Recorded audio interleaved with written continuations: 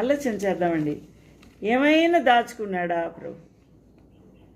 ఎంత బాగుందండి చూడండి ఆయన గురించి. 2వ అధ్యాయము ఫిలిప్పీలు. క్రీస్తు యేసుకు కలిగిన ఈ మనస్సు మీకు ఉండాలని ప్రభు కోరుకుంటున్నాడు. అందుకని వాక్యం మన కొరకు పౌలు భక్తుడు రాశాడు. ఏమన్నాడు? మీరునూ కలిగి ఉండాలి. ఎవరైనా రాజుగారు పక్కనున్న మంత్రులకి ఇంకా సామంతులకి అందరికీ కూడా తనకున్న భాగ్యం వారికి ఉండాలి, తనకున్న క్వాలిటీ లేకపోతే గుణలక్షణాలు వారిలో కూడా ఇమిడి ఉండాలని కోరుకుంటాడా? ఏ రాజైనా కోరుకోడు. ఎందుకంటే నేనే గొప్పవాణ్ణు, నేనే వివేకిని, నేనే జ్ఞానము, నేనే న్యాయవంతుడిని, నేనే గొప్ప కార్యాలు చేస్తాను అనుకుంటాడు రాజు. కానీ మన ప్రభు అలా కాదు. ఏమంటున్నాడు ఆయన? మీరునూ కలిగి ఉండండి. ఏంటట? ప్రభువుకు కలిగిన మనస్సు. ఎంత మంచి కోరిక ఆ ప్రభుకి. ఆ ప్రభు ఆయన తన వలే మారిపోవాలని కోరుకుంటాడు. తనలాంటి ప్రేమ కలిగి ఉండాలని కోరుకుంటాడు.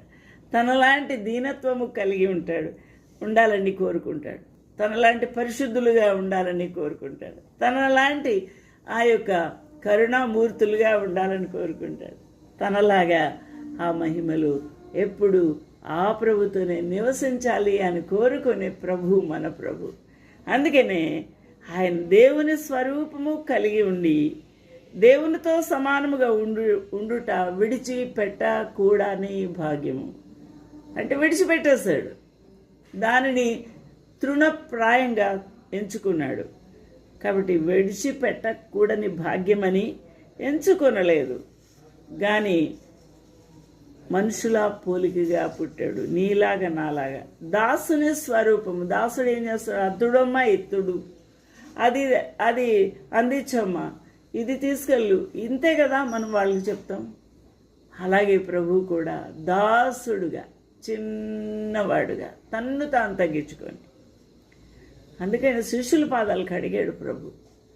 నడుముకి గుడ్డ కట్టుకొని, తువాలు కట్టుకొని శిష్యుల పాదాలు కడిగి ఆయన తువాలుతో తుడిచాడు.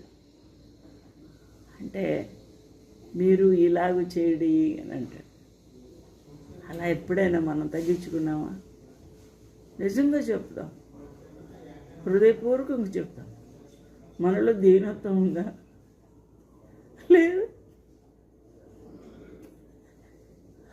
గర్వమే, అహంకారం, నిత్యము నేను అనే అహంభావమే, నిత్యము ఈగోతో నేను నిండిపోయి ఉంటాం.